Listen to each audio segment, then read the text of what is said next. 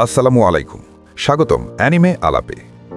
Part 3-তে আমরা দেখেছিলাম ইউইয়া একটা ম্যাজিক্যাল বুক থেকে হার্মিটের সবচেয়ে শক্তিশালী ম্যাজিক্যাল পাথ পেয়েছে। নাইটোর সাথে মিলে দারুণ টিমওয়ার্ক তৈরি করেছে, মলে ভয়ঙ্কর আগুনের মধ্যে সবাইকে বাঁচিয়েছে, আর লুনা নামের একজন অ্যাসাসিনকে বন্ধু বানিয়ে ফেলেছে। তাহলে এবার দেখা যাক পার্ট 4-এ ইউইয়ার জন্য কি অপেক্ষা করছে। মেয়েটা চিকিৎসা নিয়ে একটু চিন্তিত ছিল, কিন্তু যখন বুঝলো যে ইউইয়াই তাকে বাঁচিয়েছে তখন বলল ঠিক আছে, সমস্যা নেই। আর সত্যিই তার ক্ষতগুলো সেরে যাচ্ছিল। মেয়েটা অবাক হয়ে বলল, এটা কি এত দারুণ চিকিৎসা? তুমি কে? এটা কিভাবে করলে? ইউইয়া নিজের পরিচয় দিল, বলল সে একজন অ্যাডভেঞ্চারার আর এখানে ট্রেনিং করছিল। লুনাও নিজের পরিচয় দিল, তার নাম লুনা। ইউইয়া জিজ্ঞেস করলো, তুমি এত বিপজ্জনক জায়গা কি করছিলে? এখানে কেউ আসে না। লুনা কিছু বলতে চাইল না, কথা ঘুরিয়ে দিল। নাইটো অবশ্য তাকে একদমই পছন্দ করল না, চলে যেতে চাইল। কিন্তু ইউইয়া তো আর মানুষকে বিপদে ফেলে যেতে পারে না। সে লুনাকে নিয়ে গেল, গরম পানিতে গোসলের ব্যবস্থা করে দিল, খাবার দিল। লুনা তার এই দক্ষতা দেখে একদম মুগ্ধ। লুনা বলল, তুমি আমার সাথে জঙ্গলে ট্রেনিং করতে আসবে? তোমার সাহায্য দরকার আমার। ইউইয়া আসলে ঝামেলায় জড়াতে চাইছিল না, কিন্তু মনে মনে ভাবলো আর যেন কোনো বিপদ না হয়। তারপর রাজি হয়ে গেল। দুজন মিলে ট্রেনিং শুরু করলো। দুজনের শক্তিই বাড়তে লাগলো, বিশেষ করে লুনার। আর মেয়েটা ধীরে ধীরে ইউইয়ার প্রেমে একদম মজে গেল। কিছুদিন পরে স্কুল ক্যাম্পিং ট্রিপের দিন এসে গেল।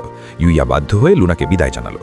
লুনা মন খারাপ করলো, আরও বেশি সময় তার সাথে থাকতে চেয়েছিল, আরও কাছে আসতে চেয়েছিল, কিন্তু শেষমেশ অনেক আদর করে বিদায় দিল।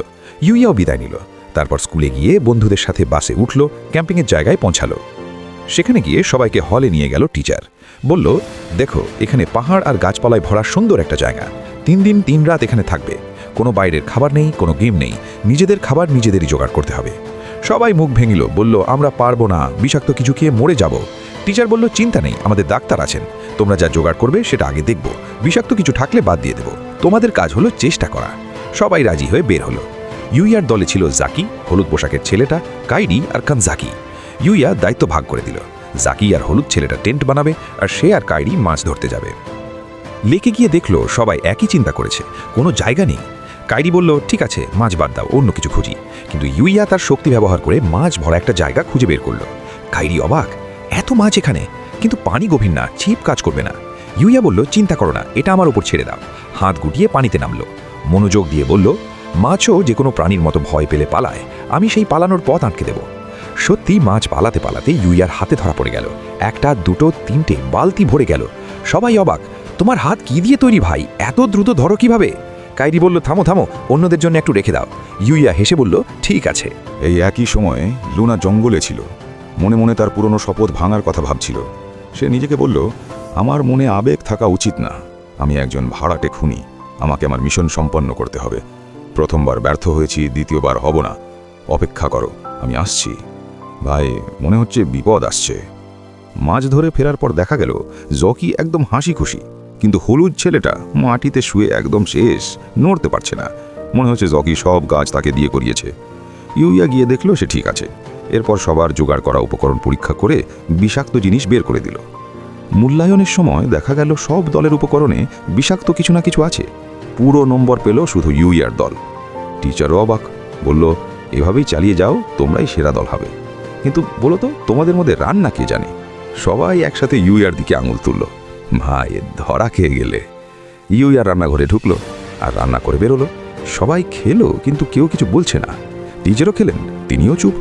ইউইয়া ঘাবড়ে বলল, কি হলো, খারাপ হয়েছে? তখন সবাই একসাথে বলে উঠল, এটা কি রে ভাই, এত মজা তার কোথা থেকে এলো? এটা মাছ নাকি চিংড়ি? তুমি এত ভালো রান্না করো কিভাবে? ইউইয়া খুশিতে হাসলো। এরপর সুযোগ বুঝে ম্যাজিক্যাল পোর্টাল ব্যবহার করে বাসায় গেল। নাইটোর জন্য খাবার দিয়ে এলো আর ফিরে এলো। সব কিছু ঠিকঠাক চলছে। পরের দিন সবাই জঙ্গলে বেরোলো।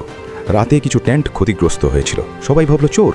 কিন্তু হলুদ ছেলেটা হঠাৎ বলল, না, এটা কোনো বন্য প্রাণীর কাজ।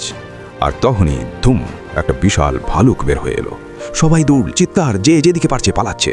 ভালুক সামনে যা পাচ্ছে ভাঙছে, কাউকে ছাড়ছে না।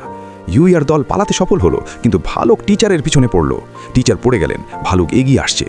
ইউইয়া দৌড়ে গিয়ে টিচারকে বাঁচাতে সামনে দাঁড়ালো। ভাবলে কি ভালুক তাকে কিছু করতে পারবে? বলো আমার সাথে, না। ধুম, এক ঘুষিতে ভালুককে উল্টে দিল। সবাই অবাক, এটা কিভাবে সম্ভব?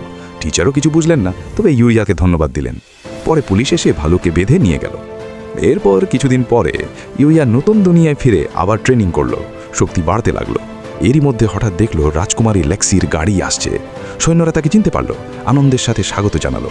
লেক্সি বলল, চলো ইউইয়া, তোমাকে আমাদের প্যালেসে আমন্ত্রণ জানানো হয়েছে। কিন্তু হঠাৎ নাইটো দৌড়ে গিয়ে লেক্সির সামনে একটা গাছ ফেলে দিল। আসলে নাইটো একটা বিকট আঁচ করেছিল, গাছটা লেক্সির উপরেই পড়ত। ইউইয়া বুঝল নাইটো আসলে তাকে বাঁচিয়েছে, কিন্তু সৈন্যরা ভাবল নাইটোই বিপদ ঘটিয়েছে। এদিকে লুনা জঙ্গলে তার ফাঁদ নিয়ে বসেছিল, কাজ হয়নি, মন খারাপ করে হাঁটছিল। হঠাৎ পেছন থেকে ইউইয়ার আঘাত, সে দেয়ালে ছিটকে পড়ল, তার মাস্ক খুলে গেল। ইউইয়া তাকে চিনতে পারল, অবাক হয়ে গেল, কি করবে বুঝতে পারছে না। লেক্সি দৌড়ে এসে দেখে ইউইয়া এই মেয়েকে চেনে, জিজ্ঞেস করলো কে সে। ইউইয়া বলল, এ আমার বন্ধু, আমি নিশ্চিত এর মধ্যে কোনো সমস্যা আছে, আমাকে তাকে বাসায় নিয়ে যেতে দাও, চিকিৎসা করি, সব বুঝি। লেক্সি বলল, ঠিক আছে, কিন্তু একটাই শর্ত, আমিও যাব, একা ছাড়বো না। ভাই, এই মেয়ে ছাড়বার পাত্রী না। ইউইয়া অবাক হলেও রাজি হলো। সবাই বাসায় গেল, লুনা ঘুমাচ্ছে।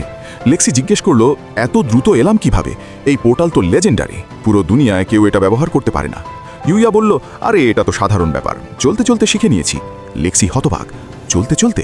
এটা দুনিয়ার সবচেয়ে বিরল শক্তি, কাউকে বলো না এটার কথা। ইউইয়া বলল, যা বলো। একটু পরে লুনা জেগে উঠল। সে জানে রাজকুমারীর উপর হামলার পর তাকে মেরে ফেলা হবে। কথা বলতে পারছে না, কিন্তু লেক্সি ভয় পাচ্ছে না একটুও। বলল, লুনা, তোমার গল্প বলো।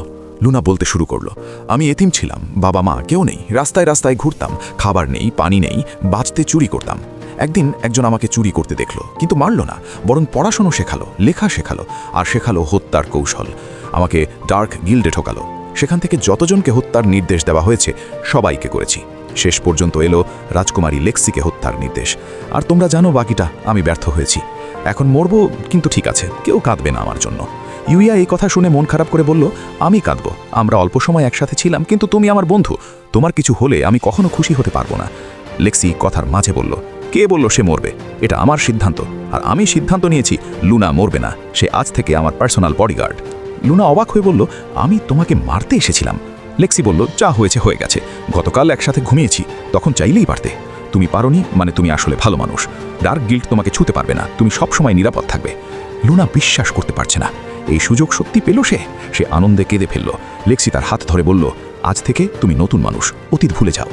পরের দিন সৈন্যরা এসে লুনাকে দেখে তলোয়ার বের করল। রাজকুমারীর উপর হামলাকারীর শাস্তি মৃত্যু। লেক্সি রেগে বলল, রাখো তোমাদের তলোয়ার, সে আমার বডিগার্ড, গতকাল একসাথে ছিলাম, কিছু করেনি, সরাও অস্ত্র, আমি দুবার বলতে পছন্দ করি না। প্রধান সৈন্য মেনে নিল। ইউইয়া সৈন্যদের কাছে মাপ চাইল, তারপর বলল, আমি আজ প্যালেসে যেতে পারবো না, কিছু কাজ আছে। সবাই অবাক হলো, কিন্তু মেনে নিল। বলল, যখন পারবে তখন এসো, আমরা অপেক্ষা করব। সবাই চলে গেল। লুনাও যাওয়ার সময় হঠাৎ ঘোড়া থেকে নেমে দৌড়ে এসে ইউইয়াকে জড়িয়ে ধরল। ধন্যবাদ সবকিছুর জন্য, প্যালেসে অপেক্ষা করব। ইউইয়া কিছু বুঝল না, কিন্তু মনে মনে হাসল। এরপর জঙ্গলে গেল গোসল করতে। সেখানে একটা অদ্ভুত প্রাণী দেখল, একটা ছোট্ট খরগোশ। খরগোশ মানুষের ভাষায় বলে উঠল, কে তুমি? আমার গোসলের জায়গায় কে ঢুকেছ? ইউইয়া হেসে বলল, চলো বাসায়। তার নাম রাখলো আকাতসুকি। আহা, পরিবার আরও বড় হচ্ছে। স্কুলে ফিরল। আজ ফিজিক্যাল এডুকেশন ক্লাস, ফুটবল। ইউইয়া গোলকিপার হবে। সবাই ভাবল সহজ, এই ছেলের কাছ থেকে গোল নেওয়া কোনো ব্যাপারই না। কিন্তু ইউইয়ার কাছে সব অ্যাটাক সে ঠেকিয়ে দিল, আর পাল্টা কিক দিল সরাসরি অন্য গোলে। সবাই অবাক। কিছুদিন পরে ইউইয়া স্কুলে যাচ্ছিল বন্ধুদের সাথে। হঠাৎ একটা বড় গাড়ি থামলো, বিশাল একজন লোক নামলো, সাথে একজন ডিরেক্টর। বলল, ইউইয়া, আমরা একটা বড় কোম্পানি, তোমার প্রতিভার কথা জেনেছি, তোমাকে আমাদের সাথে কাজ করতে চাই। আসলে এটাই সেই ফটোগ্রাফার যে মলে তার ছবি তুলেছিল। সে ডিরেক্টরসদের বলেছিল ইউইয়ার কথা। সবাই ভাবলো এই অফার সে নেবেই। কিন্তু ইউইয়া ভদ্রভাবে বলল, আমি দুঃখিত, আমি পড়াশোনা ভালোবাসি, স্টুডেন্ট জীবন উপভোগ করছি, এখন এটা ছাড়তে চাই না। আপনার অফার অনেক ভালো, কিন্তু অন্য কাউকে দেখুন। ডাইরেক্টর অবিশ্বাসে তাকিয়ে রইল, এই অফার কেউ ফেরায়? রাগ করে চলে গেল। সেই রাতে ইউইয়া জঙ্গলে গেল দানব শিকারে। হঠাৎ পা তাকে টেনে নিয়ে গেল বিপজ্জনক একটা এলাকায়। সামনে তাকাতেই সোয়াম্প বোর, দুনিয়ার অন্যতম ভয়ঙ্কর দানব। এক আঘাতে ইউইয়াকে কাছে ছুঁড়ে মারল। সে হিলিং পোষণ নিতে গেল, কিন্তু শুয়োর সেটা উড়িয়ে দিল। ইউইয়া পালাতে চাইল, পারছে না, চারদিকে দৌড়াচ্ছে, কিছু করতে পারছে না। মনে হলো এবার শেষ। সে দাঁড়িয়ে মৃত্যুর জন্য অপেক্ষা করতে লাগলো। কিন্তু হঠাৎ ধুম, শুয়োরটা আঘাত পেল, আর সামনে দেখা গেল একটা ছোট্ট খরগোশ, আকাতসুকি। ইউইয়ার সামনে দাঁড়িয়েছে। আকাতসুকি মানুষের ভাষায় বলল, চিন্তা নেই, আমি এখন থেকে তোমাকে রক্ষা করব। শুয়োর আবার উঠে আক্রমণ করল। এক আঘাতেই আকাতসুকি সেটাকে শেষ করে দিল। সবাই অবাক। আকাতসুকি তখন ইউইয়ার দিকে তাকিয়ে বলল, এখন তোমরা প্রত্যেকে আমাকে তোমাদের শক্তি দেখাও। কেউ কিছু না বলে সবাই দেখালো। নাইতো দেখালো। আকাতসুকি একটু সন্তুষ্ট হলো। আকাতসুকি নিজে দেখালো, আরেকটু ভালো। তারপর ইউইয়া দেখালো। আকাতসুকির চোখ জ্বলে উঠল, এটাই আমি চাই, তুমি আমার শিষ্য হবে, তোমাকে শেখাবো যতদিন না তুমি এই শক্তিতে পৌঁছতে পারো। ইউয়া বিশ্বাস করতে পারছে না, কিন্তু মেনে নিল। 5 ঘন্টা ট্রেনিং শুরু হলো। আকাতসুকি পুরো দমে আক্রমণ করলো। ইউয়া কষ্ট করে ঠেকাচ্ছে, নাইতো আর আকাতসুকি তাকিয়ে তাকিয়ে দেখছে। ভোর হয়ে গেল। সকালে ইউয়া ক্লান্ত হয়ে আকাতসুকিকে বাসায় নিয়ে গেল। বলল, তুমি আমাকে শেখাচ্ছ নাকি কষ্ট দিচ্ছ? এর মধ্যে পার্থক্য কি আসলে? আকাতসুকি হেসে বলল, কারণ আমি তোমাকে আমার উত্তরাধিকারী হিসাবে বেছে নিয়েছি। এই দুনিয়ার সময় শেষ হয়ে আসছে। আমি জঙ্গলে ঘুরছিলাম কাউকে খুঁজে দেবার জন্য আমার ফাইটিং স্টাইল, আর তোমাকে দেখলাম। আমি সাধারণ প্রাণী না, আমি একটা সিক্রেট বিস্ট। আমার কাছে আছে সর্বোচ্চ শক্তি। এই দুনিয়ায় আরও 10টার বেশি এরকম বিস্ট আছে, প্রত্যেকের আলাদা শক্তি, আলাদা শিষ্য। সবার একটাই কাজ, এই দুনিয়ার ভারসাম্য রক্ষা করা। এখন সব শান্ত আছে, কিন্তু যেদিন ভারসাম্য নষ্ট হবে সেদিন তোমাকে লড়তে হবে। এখন চলো, সেই শুয়োরের কাছ থেকে হিসাব নিতে হবে। ইউয়া জঙ্গলে গেল, শুয়োর খুঁজল, কিন্তু পারছে না। শুয়োর দৌড়াচ্ছে, চিৎকার করছে, মনে হচ্ছে এইবার ইউয়ারই শেষ। তাহলে বন্ধুরা, আজকের মতো এখানেই শেষ করছি। ইউয়ার এই অসাধারণ যাত্রা কোথায় গিয়ে পৌঁছবে সেটা জানতে হলে পরের পার্টের জন্য অপেক্ষা করো। ভালো লাগলে অবশ্যই লাইক দিও, আর অ্যানিমে আলাপে সাবস্ক্রাইব করতে ভুলো না। দেখা হবে পরের পার্টে। ধন্যবাদ সবাইকে।